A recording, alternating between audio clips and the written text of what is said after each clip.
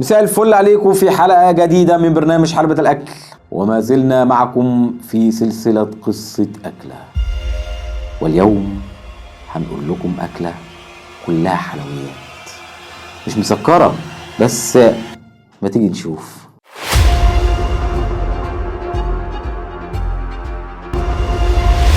السمين والحلويات والمشكل، كل دي مسميات لأكلة كل المصريين عارفينها، اللي هي مكوناتها الكوارع والفشة والكرشة والممبار ولحمة الراس والجوهرة، كل ما يخص الذبيحة إلا اللحمة. حكايتنا النهاردة بتبدأ من أيام الحملة الفرنسية.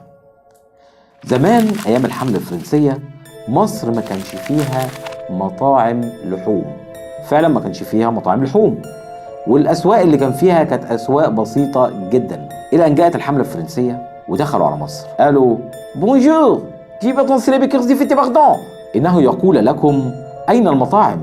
أنا لا أرى مطاعم اللحوم. فمن هنا بدأوا يعملوا مطاعم للحوم، الستيك بقى والحاجات الحلوة ديت. طب والحلويات والحاجات دي جت منين؟ المصريين يا عيني عشان غلابة فتحوا مصامت عندهم، المصمت. والمصمت بيضم أرخص أنواع اللحوم، زي الحاجات اللي احنا قلنا عليها، الفشة والكرشة والممبار والكلاوي والهق والمق والتربتين. وبعد كده اتحولت الأكلة لأكلة شعبية منتشرة في مصر، وهي كانت أكلة الغلابة. ولكن دلوقتي للأسف ما بقتش أكلة الغلابة. هتقولوا انت جبت الكلام ده منين؟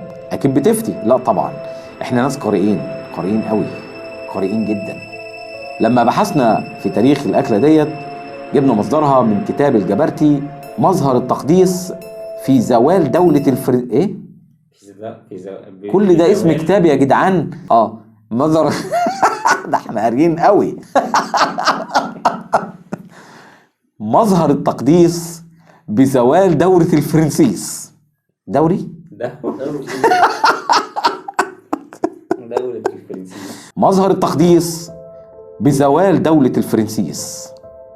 ولكن نابليون بونابرت قال كلمة عجيبة جدا، قال: لماذا أيها المصريين لا تضغطون على زر اللايك وتقومون بعمل السبسكرايب وتكتبون شيئا في الكومنتات لتحميس هذه القناة؟